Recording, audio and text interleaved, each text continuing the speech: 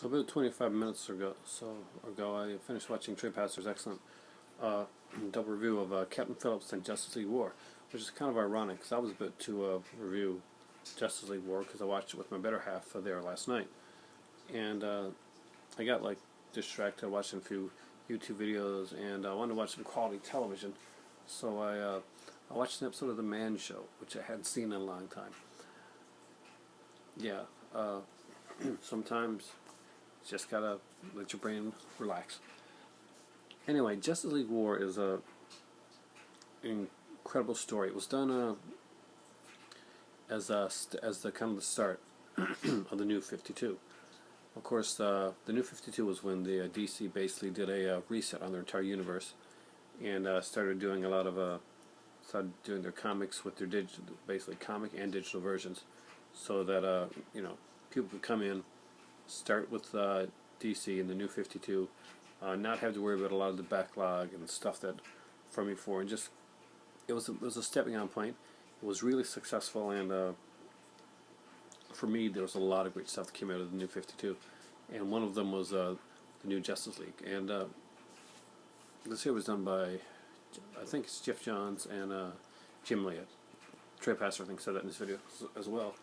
Like me, I think he collected the comics. I collected a lot of the New 52 comics, especially when they first started out, because I was a fan of the whole Flashpoint storyline. I really loved it.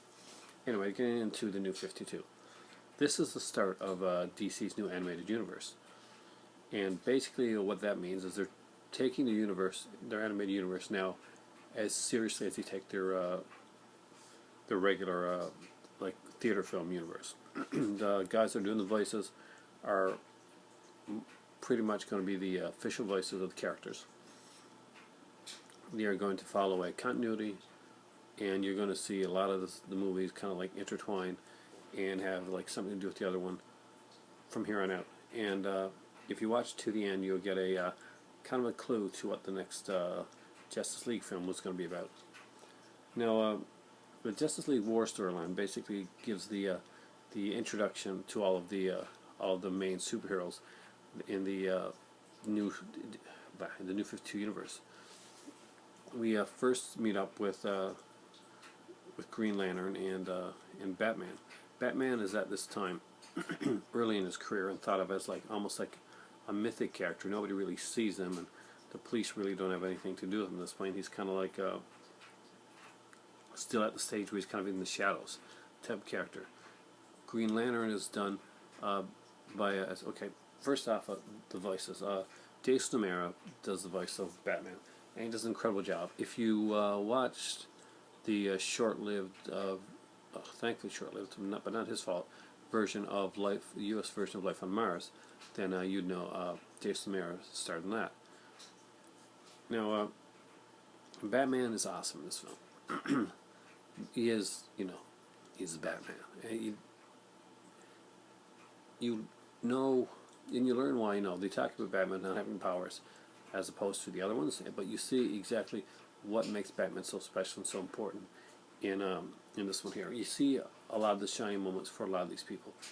This is a great introduction. If you have not watched any DC superhero movie or animated film before, this is an amazing start. It's done by, I think, by an Asian company, so there's a bit of an anime style to the animation there as well. Now, we're introduced to Green Lantern, and first along with Batman. This Green Lantern is, although it's Hal Jordan, if you've read the Green Lantern comics, he comes off in a lot of ways like the Guy Gardner Green Lantern did.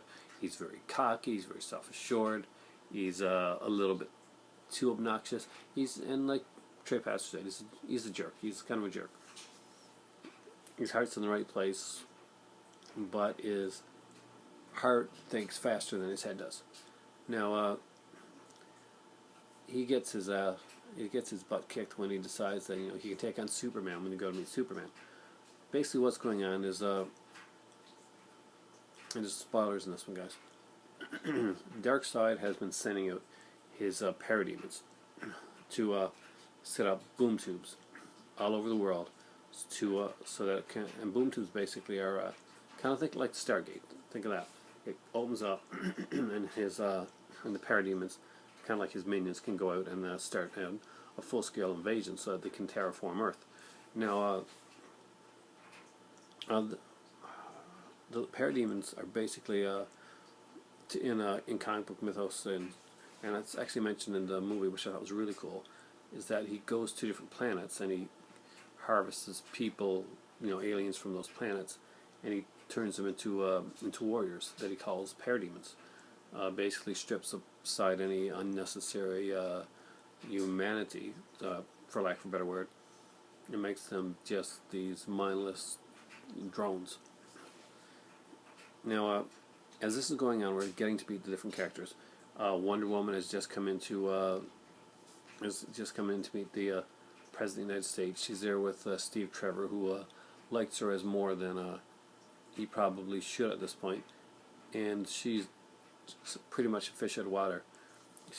She's a god among people, and she's a warrior, and that's the way she's portrayed. It's one of the best portrayals of Wonder Woman that I've seen in a long, long time.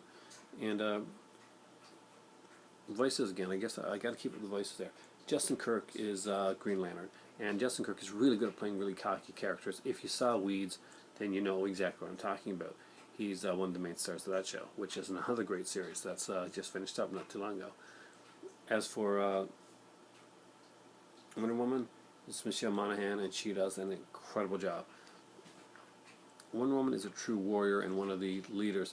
And in the new DC universe, Wonder Woman and Superman eventually end up together, and which shocked a lot of people because Superman Lois Lane, the whole Clark Lois thing.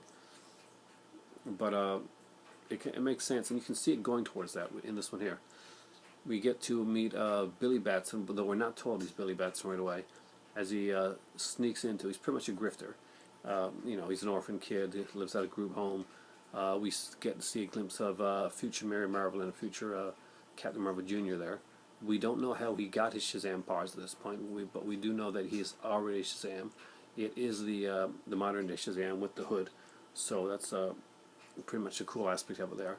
And he steals what he wants, and he's kind of cocky, and but he's a good kid overall, and he idolizes Victor Stone, his favorite football player, otherwise known